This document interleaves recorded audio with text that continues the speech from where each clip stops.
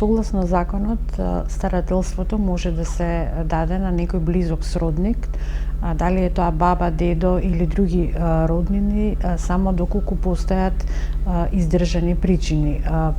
Под издржани причини ги сметаме родителите да се на издржување на подолга затворска казна, зборуваме ако има двајца родители за двајцата, да се психички болни, да им е одземена деловната способност, да ја напуштиле државата по долг временски период и по нив да има потерница дека се прогласени за исчезнати. Во сите други случаеви родителското право останува и потребно е да се поведе постапка за одземање на родителско право доколку постојат оправдани сомнежи дека родителот совесно не извршува својата родителска функција.